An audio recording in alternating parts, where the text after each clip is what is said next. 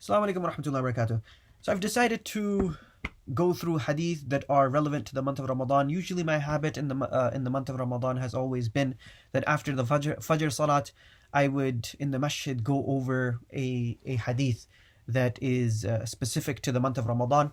And what this does, it educates us as to how best to spend the month of Ramadan. What we have, this month of Ramadan is a great favor, a great boon, a great blessing from Allah subhanahu wa ta'ala. So by going through these hadith, we will better appreciate the month of Ramadan that much more. So I'm not going to go through the Arabic. I mean, this first hadith is quite long. The book that I'm using is a Targhib al-Tarhib. I think the title is coming opposite. This book was written by, it was actually dictated by Abdul Azim al-Mundhiri. He was a 6th and 7th century scholar. And what he's done is that he's not reinventing the wheel or anything. What he's doing is just taking a hadith from the 6 canonical books as well as other books as well. So he's taking hadith from Bukhari, Muslim, Nasa'i, Abu Dawud, Tirmidhi, Ibn Majah, and many other books as well of hadith.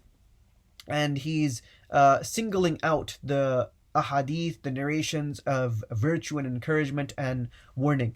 So in this, I mean, the book is about it's about 4 volumes, and it has about 2,000, 3,000 hadith in total. So inshallah, he's in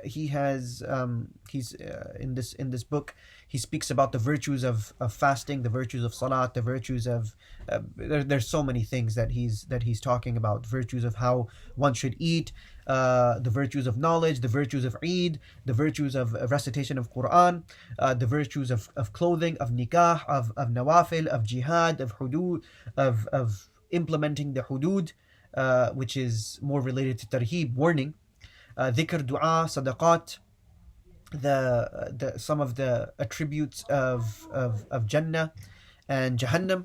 So without further ado, let's just go straight into the first hadith. So in the first hadith that Imam Mundhiri rahimahullah, it's from Bukhari and Muslim. So I'm just going to translate it straight. So Abu Hurairah radiallahu anhu, he narrates that the Prophet sallallahu alaihi wasallam said that Almighty Allah has said, and this is hadith Qudsi, which is that Allah subhanahu wa ta'ala, he sends wahi to the Prophet sallallahu alaihi wasallam, and the Prophet sallallahu alaihi wasallam in his own words conveys the message of Allah. So this is different than the Quran, because the Quran is verbatim. You're quoting what you're conveying what Allah subhanahu wa ta'ala is conveying to you, is inspiring, is sending a revelation to you. So now Allah subhanahu wa ta'ala says that every deed of the son of Adam is for him except for fasting. It's for me and I will reward it. Which means that fasting has specifically been singled out over here. And the reality is that Allah rewards everything. But fasting has been singled out over here because it's unique in the respect that there's no ostentation involved in fasting. The hadith continues, fasting is a shield. So when one of you fasts, he may not be obscene or boisterous or argumentative. So fasting is a shield, meaning that it protects one from a variety of sins, because a person doesn't want to destroy his fast by engaging in anything that is sinful, because sinning, it destroys and it diminishes the spirituality of the fast. So when a person is fasting, realize that we cannot become argumentative, we cannot become boisterous, we cannot become obscene. And if it happens that someone insults him or fights him, then that person who is fasting should say that I'm fasting. And the opposite person should realize that this person is fasting. I shouldn't do anything to escalate the situation.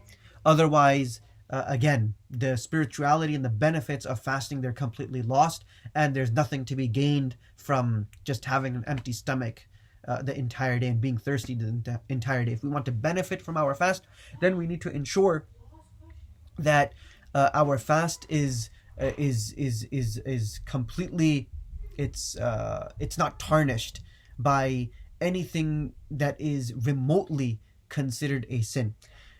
The hadith continues, by the one in whose hand is the soul of Muhammad, the breath coming from the mouth of a fasting person is more pleasant to Allah than the scent of musk. And the fasting person has 2 moments of relief he enjoys. When he breaks his fast, he is joyful, because there's food, and this is the rizq of Allah subhanahu wa ta'ala. And when he meets his Lord, he is joyful for his fasting because he will see the immense reward that Allah has prepared for him. So this is the first hadith. Inshallah, we'll try to go over one hadith every single day that is related to fasting. Allah subhanahu wa ta'ala give us all understanding and make us put it within us to appreciate the month of Ramadan. Jazakumullah khairan. Assalamu alaikum wa rahmatullahi wa barakatuh.